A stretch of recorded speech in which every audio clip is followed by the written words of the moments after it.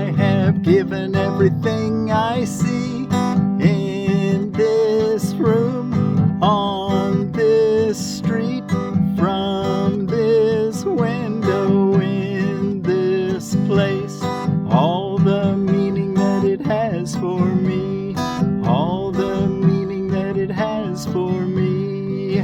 I have given everything I see in this room, on this street, from this window, in this place, all the meaning that it has for me, all the meaning that it has for me. Well, thank you all so much for joining me today in studying A Course in Miracles Workbook for Students. We just sang Lesson 2. Thank you for joining me in studying A Course in Miracles Workbook for Students and the text. We're going through cover to cover of the Foundation for Inner Peace version this year. And Lesson 2, we'll come back and read at the end so you can go straight into your little practice period following. But why don't we go take a look at our, in the preface, and this will be what it says. What it says.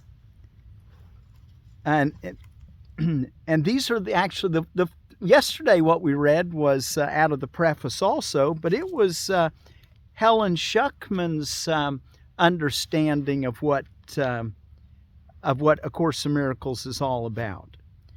And she was the one that penned the book. And tell you what, before we read that, let's read the introduction. It's only a couple paragraphs long. This is A Course in Miracles. It is a required course. Only the time you take it is voluntary. Free will does not mean that you can establish the curriculum. It means only that you can elect what you want to take at a given time. The course does not aim at teaching the meaning of love, for that is beyond what can be taught. It does aim, however, at removing the blocks to the awareness of love's presence, which is your natural inheritance. The opposite of love is fear, but what is all-encompassing can have no opposite. This course can therefore be summed up very simply in this way. Nothing real can be threatened. Nothing unreal exists. Herein lies the peace of God. And I might mention, if you don't, if you're trying to raise your awareness and become awake and draw close to God and have ever present peace and joy, well, then you may already understand this book. And if you do, he's given you a quick, concise, what we're going to be learning in this book. This course can therefore be summed up very simply in this way. Nothing real can be threatened. Nothing unreal exists. Herein lies the peace of God. So if you understand that, you may not need this book. But if that seems intriguing and not quite crystal clear and you don't really know what it means, well then join me this year and we'll understand it. And that is how the preface of what it says begins. Nothing real can be threatened. Nothing unreal exists. Herein lies the peace of God. This is how A Course in Miracles begins. It makes a fundamental distinction between the real and the unreal, between knowledge and perception. Knowledge is truth under one law, the law of love, or God. Truth is unalterable, eternal, and unambiguous. It can be unrecognized, but it cannot be changed. It applies to everything that God created, and only what He created is real. It is beyond learning because it is beyond time and process. It has no opposite, no beginning, and no end. It merely is. The world of perception, on the other hand, is the world of time, of change, of beginnings and endings. It is based on interpretation, not on facts. It is the world of birth and death, founded on the belief in scarcity, loss, separation, and death. It is learned rather than given, selective in its perceptual emphasis, unstable in its functioning, and inaccurate in its interpretations.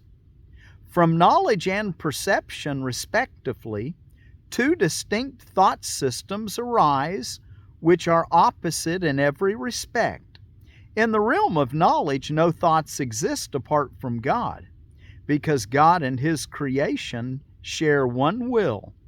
The world of perception, however, is made by the belief in opposites and separate wills, in perpetual conflict with each other and with God.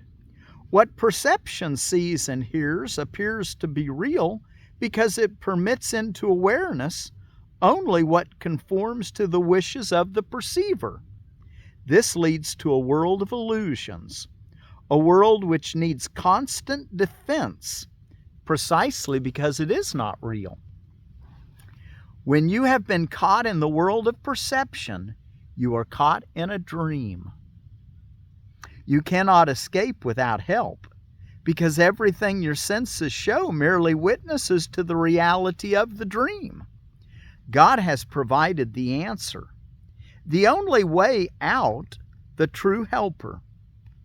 It is the function of His voice, His Holy Spirit, to mediate between the two worlds. He can do this because while on the one hand He knows the truth, on the other He also recognizes our illusions, but without believing in them. It is the Holy Spirit's goal to help us escape from the dream world by teaching us how to reverse our thinking and unlearn our mistakes. Again on that sentence. He also recognizes our illusions, but without believing in them. It is the Holy Spirit's goal to help us escape from the dream. It is the Holy Spirit's goal to help us escape from the dream world by teaching us how to reverse our thinking and unlearn our mistakes. We get it right that time.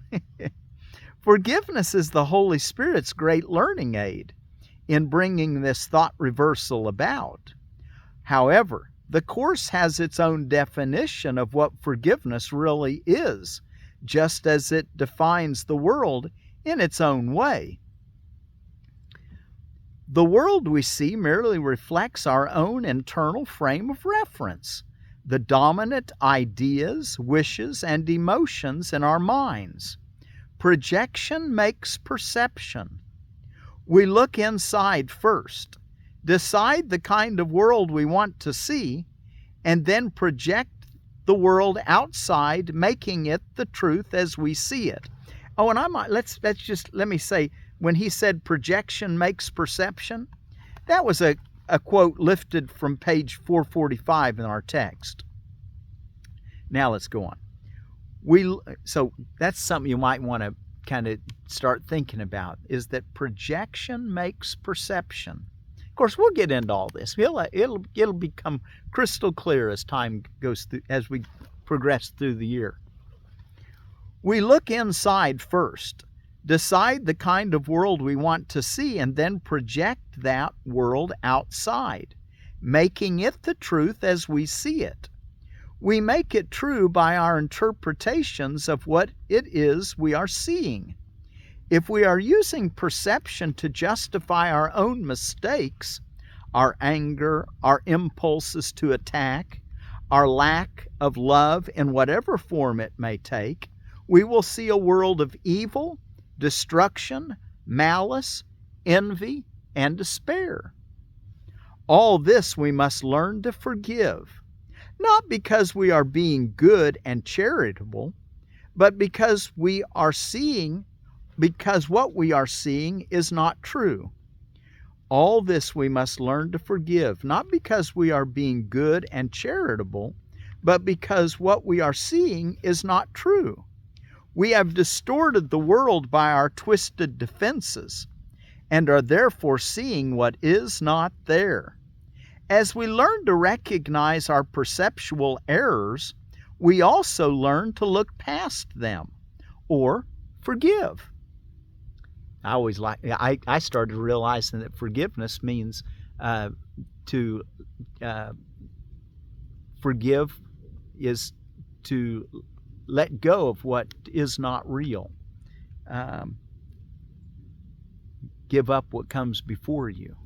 I think of it that way, forgiveness. As we learn to recognize our perceptual errors, we also learn to look past them or forgive.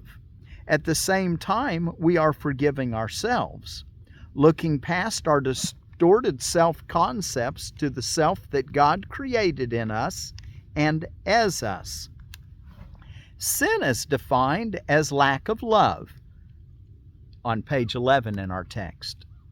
Since love is all there is, sin in the sight of the Holy Spirit is a mistake to be corrected rather than an evil to be punished.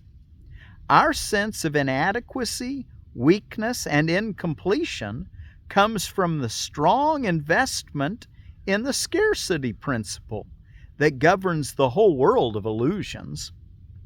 From that point of view, we seek in others what we feel is wanting in ourselves. We, in quote, love another in order to get something ourselves. Because that's not really love, because listen what he says. We love, in quotes, we love another in order to get something ourselves. That, in fact, is what passes for love in the dream world. There can be no greater mistake than that, for love is incapable of asking for anything. Now that's an idea that we definitely want to take away, and we're going to dive deep into this idea. Love is incapable of asking for anything. Love doesn't need to ask. It's completely, it has everything. It's God. Only minds can really join, and whom God has joined, no man can put asunder. It is, however, only at the level of Christ mind that true union is possible, and has in fact never been lost. The little I, in quotes, little I, seeks to enhance itself by external approval, external possessions, and external love, in quotes, love. The self that God created needs nothing. It is forever complete, safe, loved, and loving. It seeks to share rather than to get, to extend rather than to project. It seeks to share rather than to get, to extend rather than project. It has no needs and wants to join with others out of their mutual awareness of abundance. The special relationships of the world are destructive, selfish, and childishly egocentric. Yet if given to the Holy Spirit, these relationships can become the holiest things on earth, the miracles that point the way to the return to heaven. The world uses its special relationships as a final weapon of exclusion and a demonstration of separateness. The Holy Spirit transforms them into perfect lessons in forgiveness and in awakening from the dream. Each one is an opportunity to let perceptions be healed and errors corrected. Each one is another chance to forgive oneself by forgiving the other. Forgive oneself by forgiving the other. And each one becomes still another invitation to the Holy Spirit and to the remembrance of God. We'll be remembering God as we study on this book this year. Perception is a function of the body and therefore represents a limit on awareness. Perception sees through the body's eyes and hears through the body's ears. It evokes the limited responses which the body makes. The body appears to be largely self-motivated and independent, yet it actually responds only to the intentions of the mind. If the mind wants to use it for attack in any form, it becomes prey to sickness, age, and decay. If the mind accepts the Holy Spirit's purpose for it instead, it becomes a useful way of communicating with others, invulnerable as long as it is needed, and to be gently laid by when its use is over. Of itself it is neutral, as is everything in the world of perception. Whether it is used for the goals of the ego or the Holy Spirit depends entirely on what the mind wants.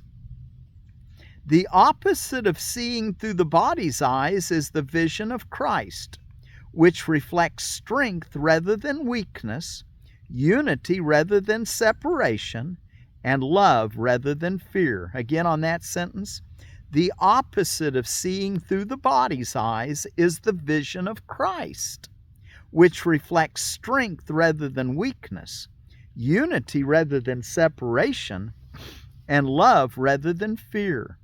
The opposite of hearing through the body's ears is communication through the voice for God, the Holy Spirit, which abides in each of us. The opposite of hearing through the body's ears is communication through the voice for God, the Holy Spirit, which abides in each of us. His voice seems distant and difficult to hear because the ego, which speaks for the little separated self, seems to be much louder. This is actually reversed. The Holy Spirit speaks with unmistakable clarity and overwhelming appeal. No one who does not choose to identify with the body could possibly be deaf to his messages of release and hope, nor could he fail to accept joyously the vision of Christ in glad exchange for his miserable picture of himself. Christ's vision is the Holy Spirit's gift, God's alternative to the illusion of separation and to the belief in the reality of sin, guilt, and death. It is the one correction for all errors of perception, the reconciliation of the seeming opposites on which this world is based.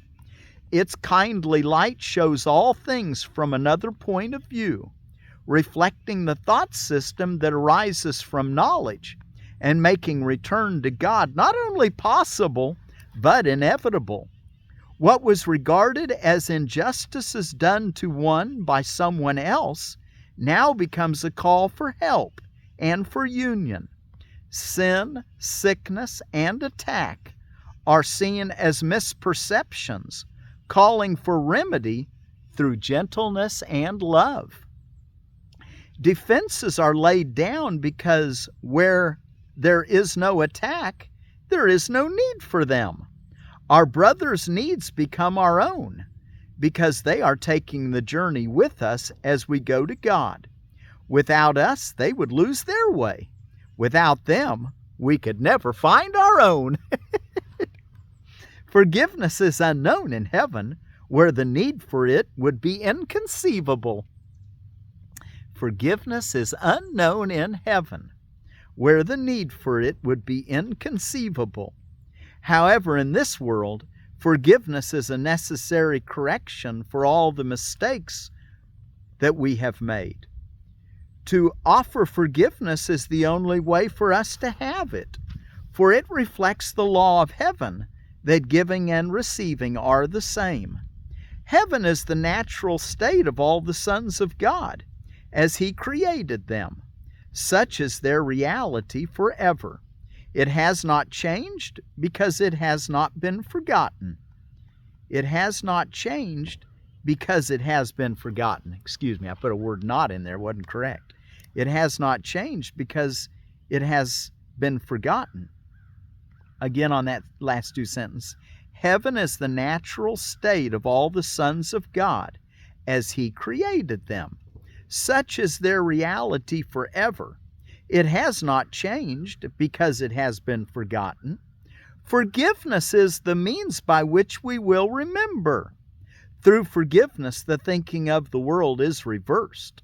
The forgiven world becomes the gate of heaven, because by its mercy we can at last forgive ourselves. Holding no one prisoner to guilt, we become free. Acknowledging Christ in all our brothers, we recognize His presence in ourselves. forgetting all our misperceptions, and with nothing from the past to hold us back, we can remember God. Beyond this, learning cannot go. When we are ready, God Himself will take the final step in our return to Him. Wow. Okay, now let's go look in Lesson 2. But before we actually read Lesson 2, let me tell you holidays and observances that are going on around the world today. It's the 55-mile-per-hour speed limit day, or the 90 kilometer an hour. It was enacted in 1973. Of course, it's been done away with. It was to save fuel. Earth at Perihelion, and perihelion is when the sun is the closest to the earth. It comes from the Greek word para, meaning near, and helios, meaning sun. So we're the closest to the sun today. That's what we're going to get this year. Happy New Year's for Cats Day, National Buffet Day, National Cream Puff Day, National Motivation and Inspiration Day. And I hope I'm a motivation and inspiration to you, and I know that A Course in Miracles will be. And the next one leads into that, National Personal Trainer Awareness Day. And I hope that by me simply going through the Course in Miracles with you, you can consider me a teacher. I like to think of myself as Miracle Willie, forgiveness teacher from the Ozarks. So I hope that I can be a motivation and inspiration to you. National Pet Travel Safety Day, National Run Up the Flagpole, National Run Up the Flagpole and see if anybody salutes it Day. And it's a day to test new ideas. National Science Fiction Day. Isaac Asimov's birthday is officially today. Really, no one knows what his birthday was. It was either in October or January of 1919 or 1920, so they said today. And he's the one that he wrote quite a few science fiction works, but he was the one that the Bicentennial Man, which the movie that Robin Williams played in, he was the author of that, Bicentennial Man. Swiss Cheese Day and World Introvert Day. You know, after all the festivities, now we get time for those that don't really like a lot of hoopla. January 2nd, things are over now. World Introvert Day. And let's talk about another pawpaw out of the edible landscaping, and it's the Susquehanna. And all those holidays, I received those from, I got them off of worldholidaysandobservances.com. And also look through Drexel University to see if there's anything going on. Susquehanna Pawpaw out of edible landscaping, which is the Asamina triloba. And the Susquehanna, it's a trademarked one from Peterson's Pawpaws. Fruits are large, sometimes over a pound, with a few seeds, outstanding rich sweet pawpaw flavor, and firm buttery texture, an especially beautiful ornamental tree in the home landscape. And I also wanted to tell you a little bit about a book called Permaculture for Beginners. And we're just going to go through this a little bit. It's by Carrie Mitchell. And we won't read any of it much today. Permaculture, a simple guide to growing your own self-sustaining garden. And I just wanted to tell you the table of contents today. The introduction, native plants, pests and predators, climate and regional considerations, designing your permaculture garden, creating beds for your plants. I should have told you those are the first 4 chapters. Chapter 5, plant placement. 6, water. 7, using mulch. 8, creating a composting system. And then conclusion. And it's only about 50 pages, and we'll just kind of read a little bit every day, and maybe as we're not maybe every day, but we're going to kind of look through that. I'm trying to help people to not only we're going to get our Course in Miracles and understand how to be supremely happy, but in this world we try to look at things from the perspective of how to create a sustainable lifestyle, which involves food, obviously, unless you're a breatharian, which we haven't reached that. I haven't reached that level, if there is such a thing, huh? Lesson 2. I have given everything I see in this room, on this street, from this window, in this place, all the meaning that it has for me.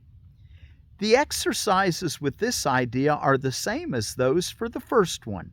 Begin with the things that are near you and apply the idea to whatever your glance rests on. Then increase the range outward. Turn your head so that you include whatever is on either side. If possible, turn around and apply the idea to what was behind you. Remain as indiscriminate as possible in selecting subjects for its application. Do not concentrate on anything in particular, and do not attempt to include everything you see in a given area, or you will introduce strain. Merely glance easily and fairly quickly around you, trying to avoid selection by size, brightness, color, material, or relative importance to you. Take the subjects simply as you see them. Try to apply the exercise with equal ease to a body or a button, a fly or a floor, an arm or an apple. The sole criterion for applying the idea to anything is merely that your eyes have lighted on it. Make no attempt to include anything particular, but be sure that nothing is specifically excluded. Okay, so I have given everything I see.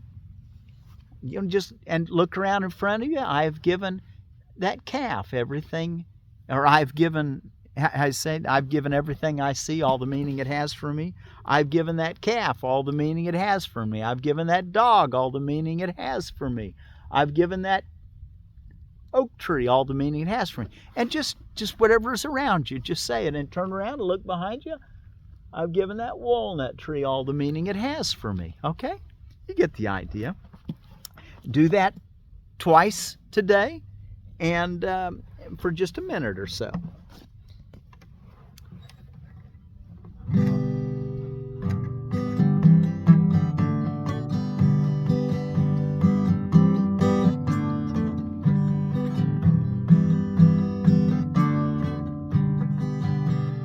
I have given everything I see in this room, on this street, from this window, in this place, all the meaning that it has for me, all the meaning that it has for me. I have given everything I see in this room, on this street, from this window, in this place, all the meaning that it has for me, all the meaning that it has for me. Until tomorrow, be at peace and do your lessons. And a word in peace in Japanese I looked up is Heiwa.